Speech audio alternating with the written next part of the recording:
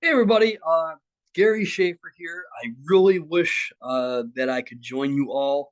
Unfortunately, as you may know, and as Lisa and the rest probably told you, my flight got stuck in Chicago. Yeah, so I was leaving for Buffalo, and we got out here to Chicago, and of course, I just missed my connecting flight. Uh, our flight was delayed by an hour and a half. So anyway, rather than not show up to the meeting and bring my appropriate part, right? I wanted to talk to you folks. And this is going to be a quick overview. Don't want to give you too much because I realize watching someone virtually can be kind of boring.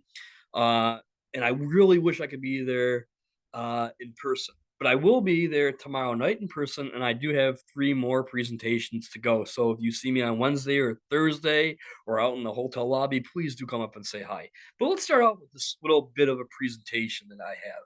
So, the fight for social justice, and I included this quote because it's great. The fight for social justice for many disabled people is not merely a political one, but also a lived philosophy that reflects years of struggle and personal growth.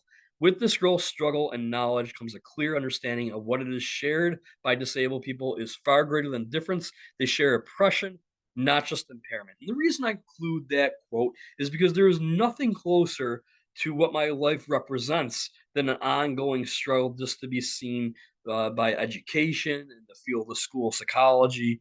And my story is just all about oppression. That's what I've known since grade school.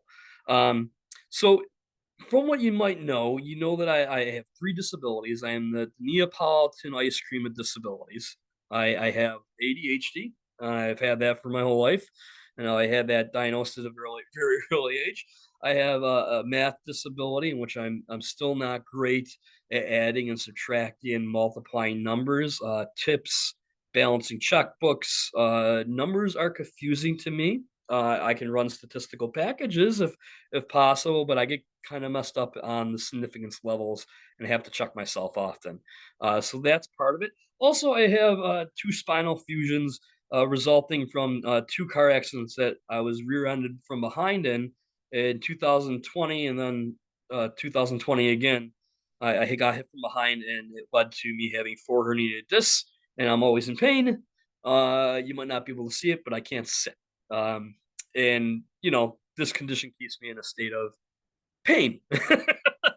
So I guess that's the best way to put it. So when we talk about this, in my story, uh, I've given my all to get in this field. So that's why this quote here that you see is so appropriate because there really wasn't left anything for me to burn other than to set myself on fire. And because I was in kindergarten. I was not supposed to really go too far. I was the slowest child in the classroom. My kindergarten teacher in March wanted to place me in a corner to color or play with clay, and she did. And then, she met with my parents to say I was falling far behind, and that her plan was to seclude me in a corner for the rest of the semester because I couldn't, or the rest of the year because I couldn't pay attention, and I couldn't sustain, and I was falling behind my peers. Of course, my mother and father didn't like that idea, and this is early '80s or late '80s, so we're talking, retention was of course what was proposed to them, and of course at the time we didn't know much about retention, but I was eventually retained. I didn't like being retained. I am very much opposed to retention and the effects on children. And I think that school districts, who do retain really need to take a closer look at what they're doing and how that affects the child at any age.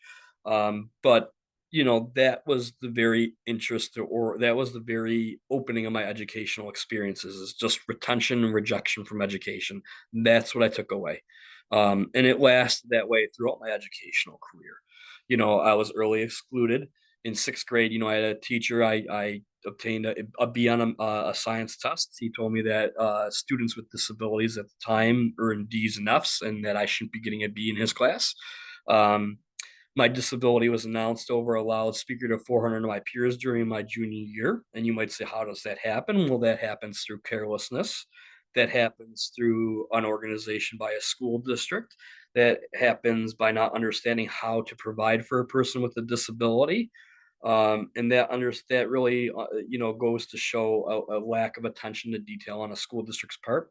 And even after that, I had to write. I wrote my superintendent so many times, and he didn't respond to me. So I actually wrote the town paper at the time to get his attention. He didn't like that, so I had a meeting with him eventually because we were not the richest family. We're lower middle class, so we didn't have the money to sue a school district. Nor did my father think that that was the right route to go. He always said, what difference is it going to make if you have $1 million? People are not going to change their opinions. You're going to have to change it for them. Um, and let's face it, we're not winning a case against the school district. Okay. So anyway, labeling and stigma, I was repeatedly called stupid, throughout my graduate career, or throughout my whole career. I remember specifically, a whole classroom stood up when I finished a test on time for the first time in my life in 11th grade, and they all applauded and mocking me, and that I actually finished, and I was called stupid, and it was a whole class. It was 26 people. That was tough. I was consistently told by a lot of schools and school psychology that my GRE scores were miserable. That's the actual words that I was told by one particular school of school psychology. And I was told by the other ones that I would never be admitted. And that was on more than one occasion that I was told I'd never be admitted into a school psychology program by more than one university. Um, and I said, you know what, they're wrong. And I luckily, although I feel the school of psychology is really rejecting of people with disabilities, it doesn't mean that there's not people in it who are accepting. In other words, I found my way through Niagara University. I found a great two professors there who welcomed me, who saw me as an asset to their program, let me in, and really saw something in me. And at the time, really didn't look at the GREs. They took the GRE and put it aside. And at the time, I wasn't receiving accommodations on the GREs because the GRE, the little secret is that in order to receive accommodations on the GRE, you got to be retested every 3 to 5 years. So I eventually got retested, and then they wanted me to be retested again, and then retested again. So that's a financial burden on a person with a disability.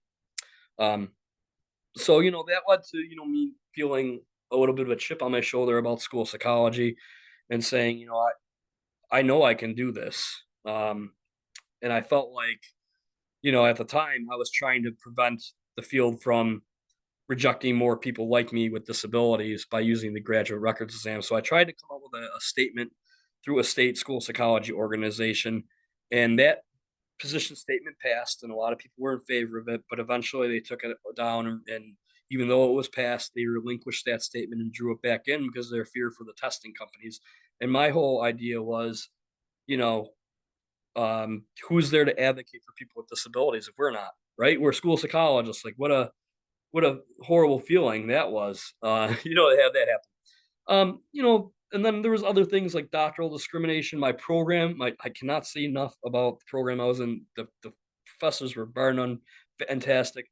It was weird because we had a university that was so opposed to having disabilities on their campus. In fact, they were low. They were one of the lowest. And my professors told me that in terms of having people on their campus that were disabled and represented. But my program was like, and my professors were so supportive of me. So you had this dynamic. But I faced a lot of accessibility barriers there in terms of getting my accommodations. For example, I had to wait 2 months to get a standing desk when they finally brought one in for me because my professor started saying, "What is going on? Why can't he get a standing desk?" Two people brought it during the class, and there was 10 people sitting around, and my classmates, and I said, "Well, I got in class after this. How am I? Do you got a standing desk in that room?" They said, "Well, you can carry it." I said, "With a back injury, you want me to carry a full standing desk across campus?" And they looked at me and said, "Yeah." I said, "I can't believe this is outrageous." And there was some more even outrageous opportunities that we don't even have time to talk to today because I'm not there in person. I was denied extra credit on graduate exams, not at my doctoral school, but at previous universities because professors thought my extended time did not apply to extra credit questions. So I was denied that right. And my questions are, how do you think these ongoing and lifelong experiences impact a disabled person?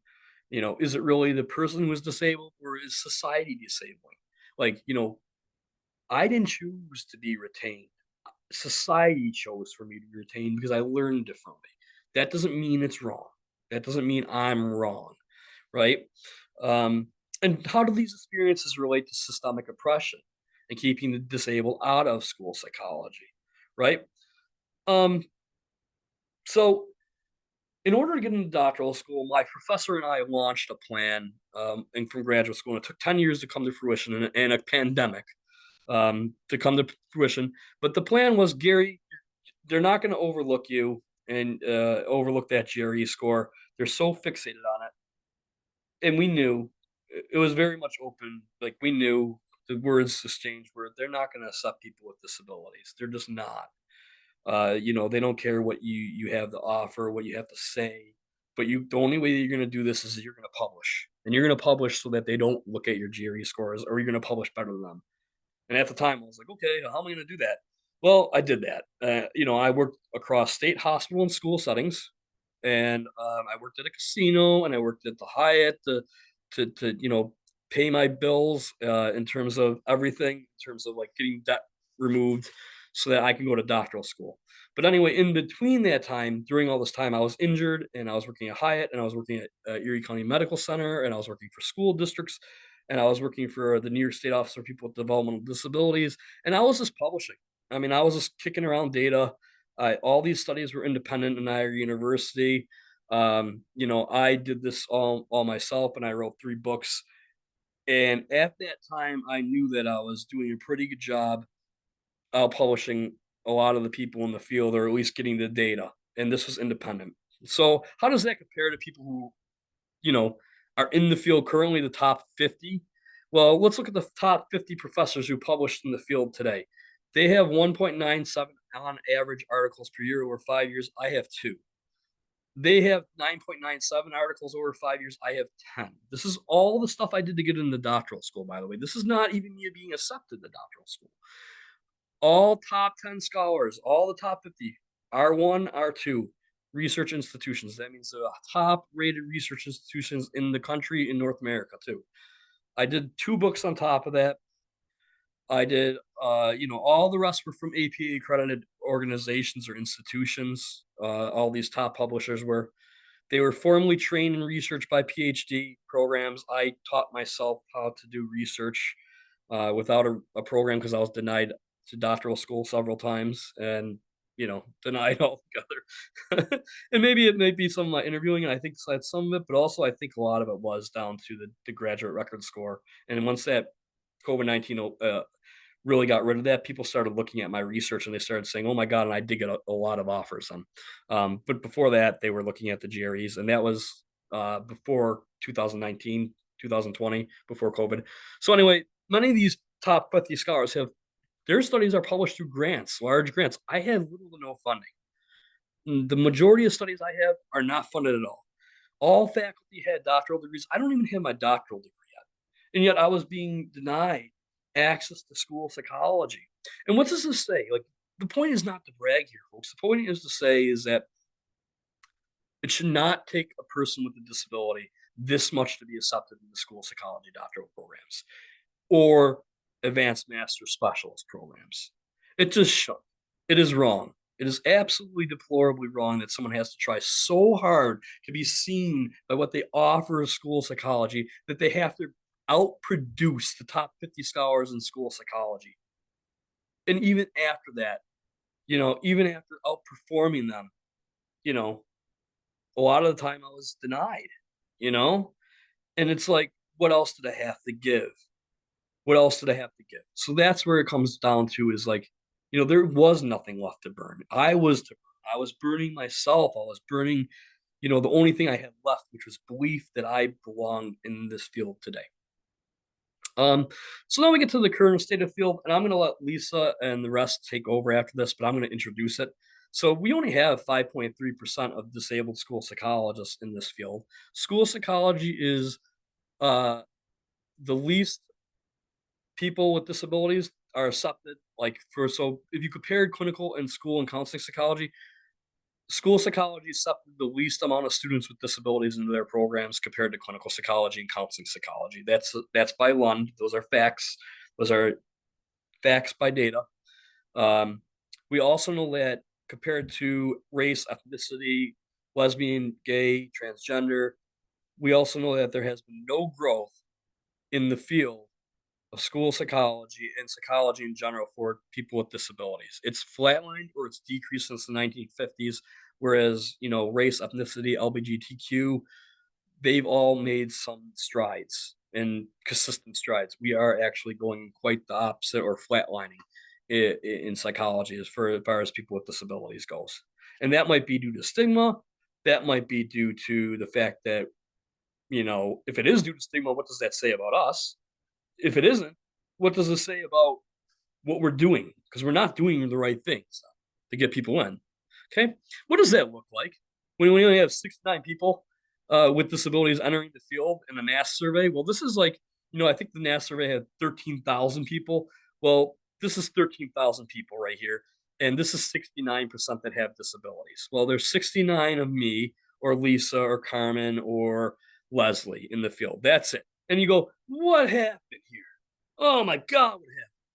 And it's wrong and it's deplorable, honestly. And I think we could do a better job, and I think we're getting there, but the conversation is very surface level. Um, so what I'm gonna do now is I'm gonna let Lisa or Leslie or Carmen take over to introduce the workplace experience as a school psychologist study. I began this study last year at NASP.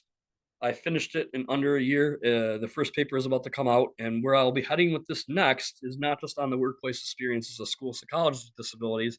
My next part is graduate students with disabilities in school psychology, and I have assembled a team for that, and I'm currently adding more to that team as we speak.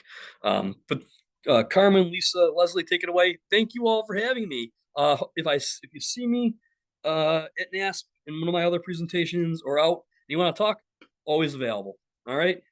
Thank you so much. Have a great day.